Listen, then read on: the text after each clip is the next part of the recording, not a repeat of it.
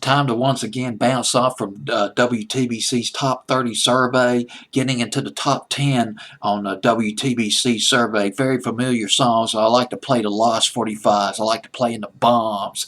And although this song doesn't sound like a bomb, it's a nice record, but it just was not a big hit.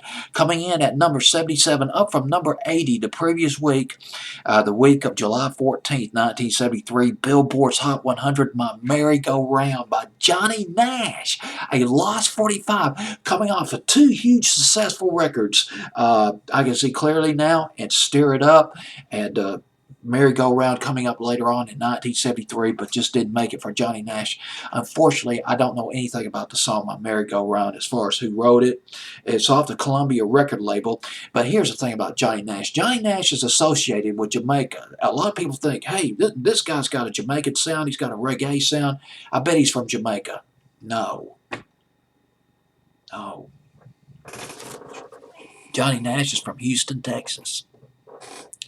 Started singing in a Baptist church, and his first TV, he got on TV in Houston. He appeared on a local television station in Houston, Texas called Matinee. He's 13 years old. He broke some color barriers doing that at the time. We're talking the 50s now. We're going into the sock hop years. He signed a deal with ABC Paramount Records, A Very Special Love, his first hit record, 1958. Went to number 23. Oh, it gets even better. Does anybody remember? Going back, let's take that 1957 Chevy. Let's just roll right. Let's just ram right through the time machine and go back to the late 50s. Do you remember a song? The 10 Commandments of Love. That's right. Paul Anka, George Hamilton, the fourth or sixth or whoever, the guy who did Rose and the Baby Ruth, and also Johnny Nash. Johnny Nash sang on that record, 10 Commandments of Love, which was kind of like a play on the 10 Commandments of Love that came out by the Moonglows. Johnny Nash could sing pop, he could sing country and western, he could sing easy listening, he crossed over to Jamaica.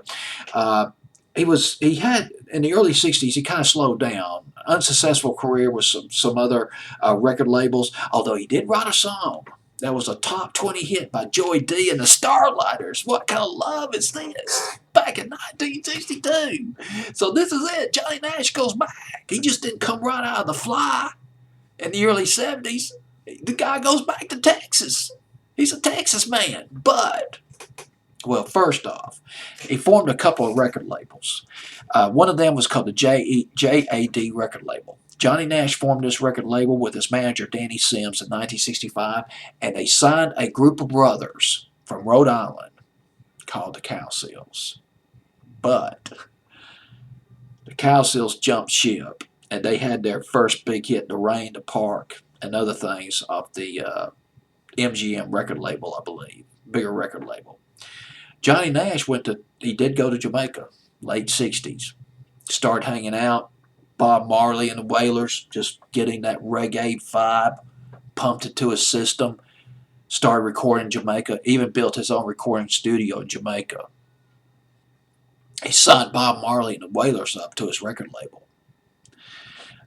But according to a source, he was living in London in 1971 when he signed a deal with Epic Records, and that led to I Can See Clearly Now. It's Stir It Up. Stir It Up was a hit in England in 1971, but it was not. But it wasn't until early 1973 before it became a hit over here in the States. That's it. I'm done. The broad brush look at Johnny Nash coming in at number 77, Billboard's Hot 100, July 14th, 1973, My Merry-Go-Round.